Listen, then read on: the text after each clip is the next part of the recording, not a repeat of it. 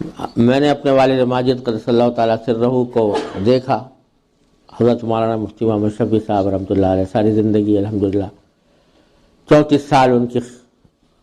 خدمت میں اور صحبت میں رہنے کی اللہ تعالیٰ نے توفیق عطا فرمائی۔ تو ان کو دیکھا کہ وہ کس طرح تول کر اپنے اوقات کو خرچ کرتے ہیں۔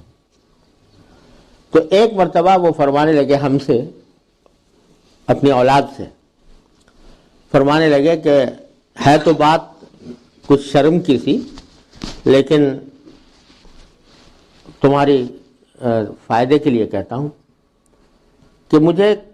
زندگی میں سب سے مشکل کام مجھے یہ لگتا ہے کہ میں بیکار وقت گزار رہا ہوں،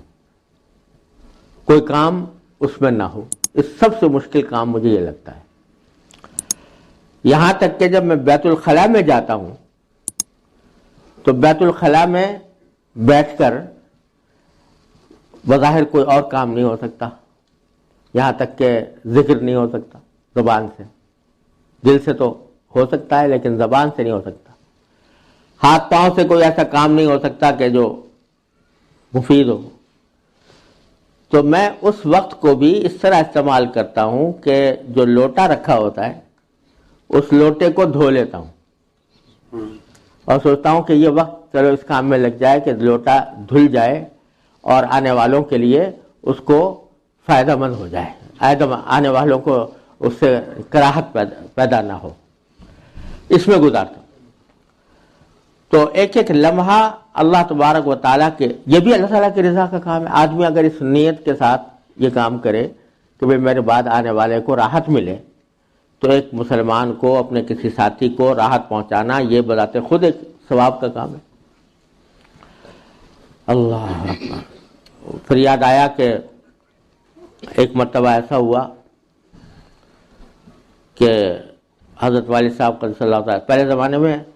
جو گھر ہوتے تھے تو اس میں بیت الخلاء ایک ہی ہوتا تھا، اب تو ہر ایک کمرے کے ساتھ اٹیچ باتھ کا رواج ہو گیا ہے، لیکن اس وقت میں بیت الخلاء ایک ہی ہوتا تھا۔ تو اس وقت میں ہم میں سے کوئی گیا اور جا کر اس کو اسی طرح چھوڑ کر چلا آیا، یعنی اس کی صفائی کیے بغیر چلا آیا۔ تو حضرت والد ماجد قدس اللہ تعالیٰ سرہ نے اس کو ڈانٹا اور فرمایا کہ تم جو یہ کام کر کے آئے ہو یہ گناہ کبیرہ ہے، اس واسطے کہ آنے والے کو اس سے تکلیف ہوگی، اور کسی بھی مسلمان کو تکلیف پہنچانا گناہ کبیرہ ہے۔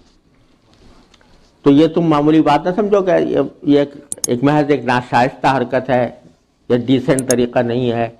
بلکہ یہ گناہ کبیرہ ہے، کیونکہ مسلمان کو اس سے تکلیف پہنچ رہی ہے۔